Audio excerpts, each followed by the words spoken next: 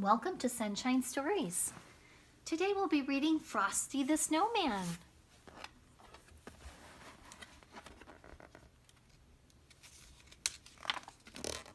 Frosty the Snowman by Susie Capazzi. Illustrated by Fabio Laguna and Andrea Cagle.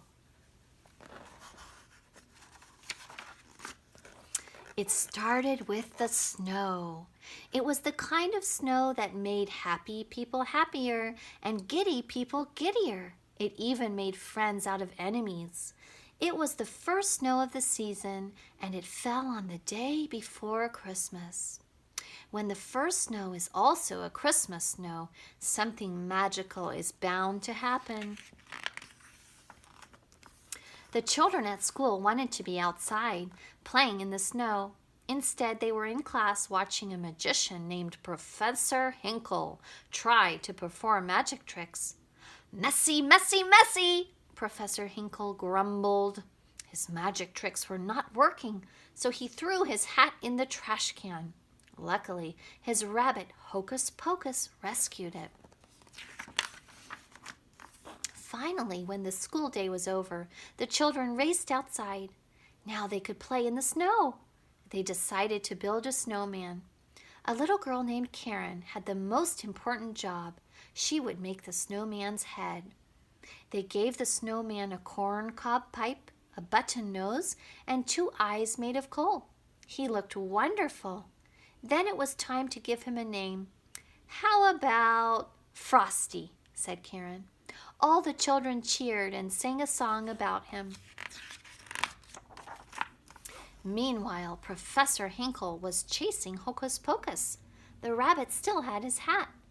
Just when Professor Hinkle thought he'd finally caught him, the hat flew away on a gust of winter wind. Karen caught the hat and put it on Frosty's head. Then something truly extraordinary happened.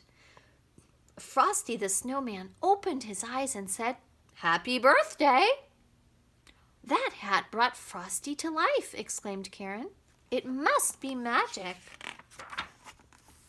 When Professor Hinkle saw how magical his hat was, he snatched it back.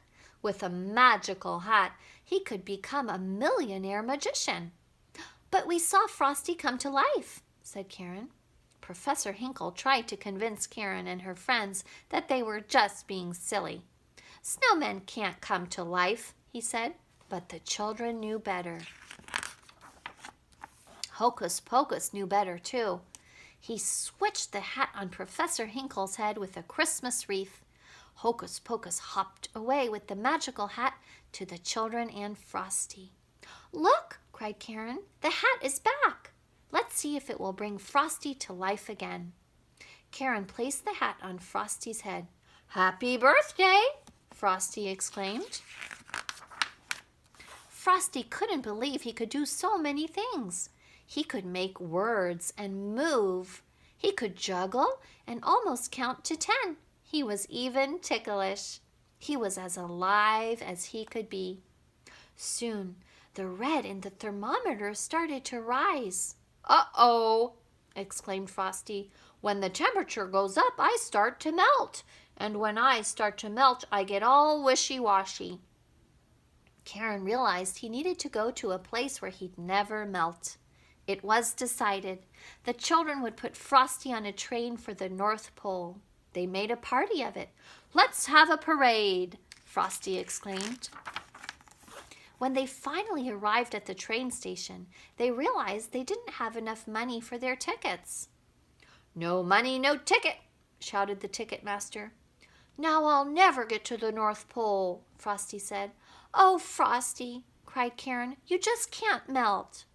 Hocus Pocus pointed Frosty and Karen toward a little freight train that was just outside the station.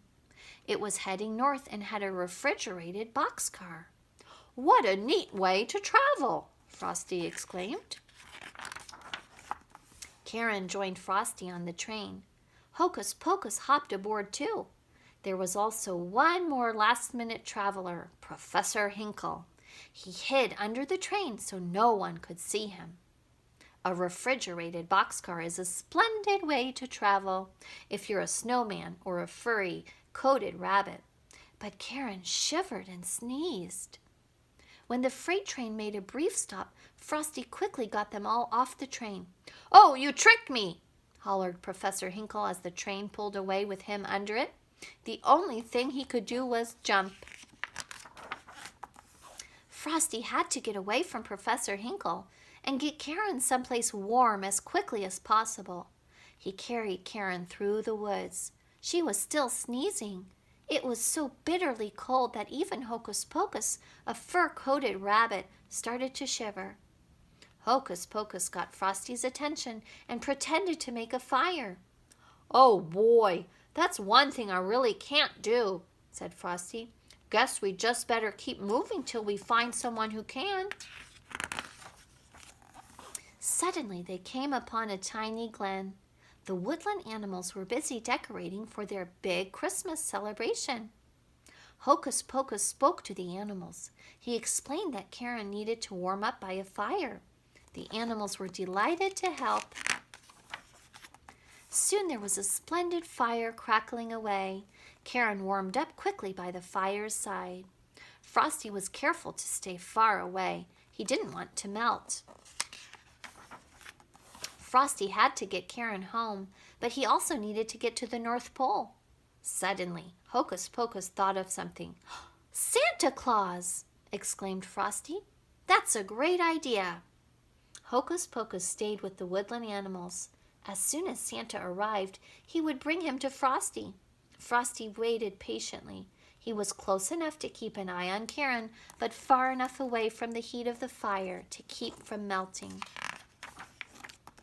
All of a sudden, Professor Hinkle appeared, startling Karen. "Give me that hat!" demanded Professor Hinkle. Frosty raced down the hill to save Karen. "Get on my shoulders," said Frosty. Since he was made of snow, Frosty was the fastest belly whopper in the world. He and Karen practically flew down the hillside. The professor could hardly keep up. Luckily for Karen and Frosty, they came upon a greenhouse at the bottom of the hill. Frosty carried Karen inside. He would only stay for a minute before he melted too much. But Professor Hinkle sneaked up and slammed the door. "Now I've got you, and the minute you're all melted, that hat will be mine," the magician crowed. At that very moment, Santa arrived at the woodland glen. Hocus Pocus explained what had happened. Santa spoke fluent rabbit. They quickly followed Frosty's path in the snow.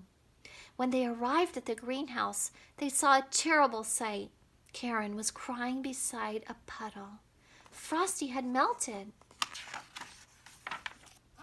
"Christmas snow can never disappear completely," Santa said to Karen gently. "It goes away for a year, and it takes the form of spring and summer rain. But you can bet your boots when a jolly December wind kisses it, it will turn into Christmas snow all over again." Santa opened the door. Whoosh! A swirl of magical wind turned the water back into Frosty. Just as they were about to put the magical hat on Frosty, Professor Hinkle tried to grab it away. "If you so much as lay a finger on the brim, I'll never bring you another Christmas present," declared Santa. Professor Hinkle reluctantly agreed to let Frosty have the hat. Once that was all settled, there was only one thing left to do. Santa put the hat on Frosty. "Happy birthday!" Frosty exclaimed once again.